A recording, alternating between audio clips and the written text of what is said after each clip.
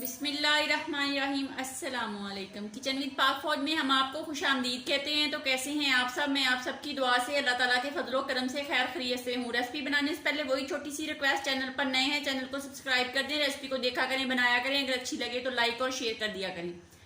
तो आज जनाब मेरे किचन में बन रहा है ईद स्पेशल आलू और मटन का शोरवा, यानी कि आलू और गोश्त का शोरवा। मेरा फेवरेट, मुझे बहुत पसंद है। इसको बनाने के लिए किन किन चीज़ों की ज़रूरत है तो उनका लिंक मैं डिस्क्रिप्शन बॉक्स में भी डाल दूंगी।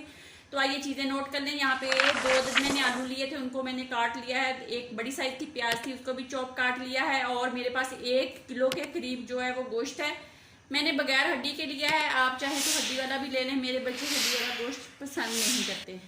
लहसुन अदरक का पेस्ट, सब्ज मिर्च का पेस्ट 1 चम्मच ये यूज करूंगी। स्पाइसी मसाले, सुरख मिर्च का 1 चम्मच, हल्दी चाय का 1/4 चम्मच, सूखे धनिया का 1 चम्मच और जनाब गरम मसाले का आधा चम्मच, नमक जायके के मुताबिक इस्तेमाल करेंगे। कुकिंग ऑयल का आधा कप ऑलरेडी मैंने देचकी में डाल दिया और ये गर्म हो गया है।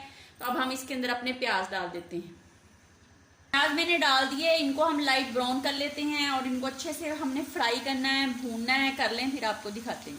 जनाब इसमें जाएगा 1 अदद टमाटर जो छुप के बैठा हुआ था दिखाना भूल गई, सॉरी। तो ये भी आपने डालना है, ठीक हो गया। डाल लेना, मेरी तरह पीछे ना रख देना। हमारा लाइट पिंक हो गया तो अब हम इसमें डाल देते हैं अपना गोश्त।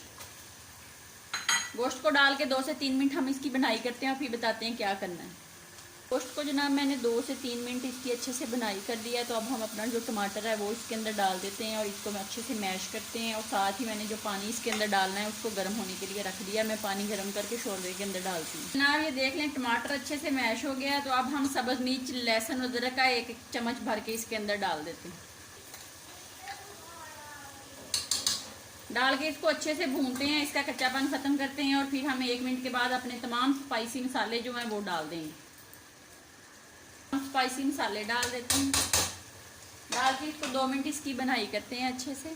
तो हमारा जनाब 70% गल चुका है। तो अब हम इसमें डाल देते हैं आलू। बाकी जो है वो जब हम पानी डालेंगे, शोरबा बनाएंगे तो वो भी गल जाएगा। अब इसको 3 से 4 मिनट आलू और गोश्त को दोबारा बनाई करते हैं। देख लें जनाब आलू गोश्त को मैंने 4 से 5 मिनट इसकी बनाई कर ली है। इसने कुकिंग ऑयल जो है वो छोड़ दिया है। तो अब आप अपनी ज़रूरत के मुताबिक इसमें पानी डाल देंगे और पानी डाल के जनाब आप इसको पकने के लिए रख दें। मैंने ये सारा पानी डाल दिया है और इसको हम हल्की आंच पे 10 से 12 मिनट के लिए पकने के लिए रख देंगे, बिल्कुल हल्की आंच पे, ताकि जो हमारा गोश्त 20% रहता है गलने वाला वो भी गल जाए और अच्छे से अच्छे वाला मज़ेदार शोरबा बन के रेडी हो जाए। तो बनाएं और नान के साथ या तंदूरी रोटी के साथ खाएं। 12 मिनट हो गए, आइए चेक कर लेते हैं। बिस्मिल्लाहिर्रहमानिर्रहीम। तो माशाल्लाह ये देख लें शोरबा हमारा पक के रेडी हो गया। यहाँ पे हम रोस्ट किया हुआ जीरे का आधा चम्मच डालेंगे और जनाब 2-3 सब्ज़ मिर्चें डालेंगे और 1 मिनट के बाद इसको डिश आउट करते हैं और आपको दिखाते हैं। जनाब इसको डिश आउट कर लेते हैं। बिस्मिल्लाहिर्रहमानिर्रहीम। कोई भी प्यारा सा बर्तन लें जनाब, उसमें इसको डिश आउट करें और दिखाएं और खाएं। अपना बहुत ज़्यादा ख्याल रखा करें, खुश रहा करें, दुआओं में याद रखा करें, वीडियो को फुल वॉच कर लिया करें। तो ये देख लें जनाब आलू शोरवा मज़े का बन के रेडी हो गया है। और देख लें बहुत यमी यमी, मेरा फेवरेट है। आज मैंने पेट भर के खाना खाना है। अपना बहुत ज़्यादा ख्याल रखें, खुश रहें, दुआओं में याद रखें। ज़िंदगी रही तो फिर किसी नई रेसिपी के साथ हाज़िर होंगी। तब तक के लिए इजाज़त दीजिए। अल्लाह हाफिज़।